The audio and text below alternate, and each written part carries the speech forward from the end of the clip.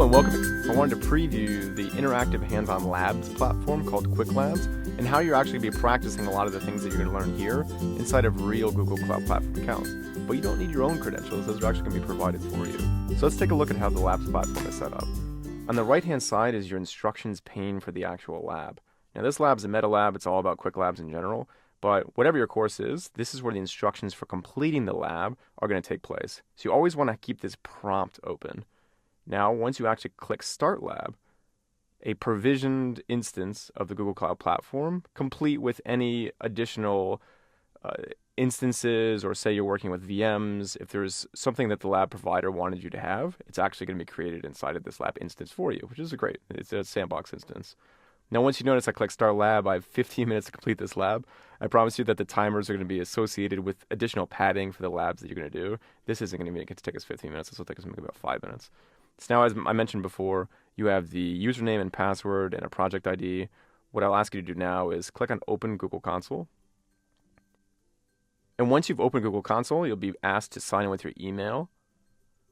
Now, the key thing here is if you use Google Resources before, immediately you'll start typing in your personal email. I do it all the time. Make sure you go back to your lab credentials screen and copy and paste the username that's auto-generated for you. This is going to be unique for you, and it's actually going to be unique for every lab that you run. So you're going to be creating a new student account for each lab that you run. Copy and paste that password, which is going to be different from mine, so don't worry about copying that down. Click Next in your browser, paste in that password, accept the terms. Don't worry about setting up a secondary phone number. Accept the terms of the Google Cloud Platform. And once you see a screen that looks like this, then you're good to go.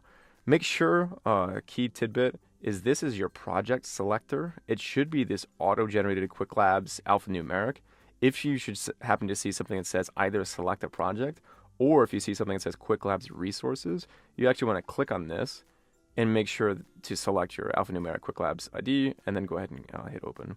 Once you're within here, you're good to go. So follow the instructions for the rest of the lab. It's going to guide you through what products and services that you're going to be working with. You can access the menu of products and services in the upper left-hand corner here, or if it's a lab that's working with Cloud Shell, all the way up here is the button to activate Cloud Shell, which will bring open that terminal instance for Google Cloud Platform.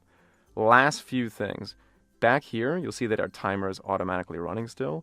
Once you're completed with the lab, you're done with it. Now make sure in order to get your completion stats properly recorded, click on End Lab. You'll be faced with a prompt that says, are you all done? Once you click End Lab, your project, any data sets, anything that you've been working with inside of this sandbox project is going to be deleted. So make sure if you have any queries that you're running or any interesting notes that you have saved inside of your Google Cloud Platform Qwiklabs account, that you copy and paste those and save them somewhere else.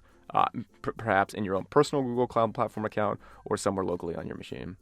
And once you've clicked End Lab, then you can enter feedback for the lab and you can continue moving on. So again, quick recap. The number one key things to remember is in order to get those credentials here on the left-hand side, you have to click Start Lab, which again kicks off the timer.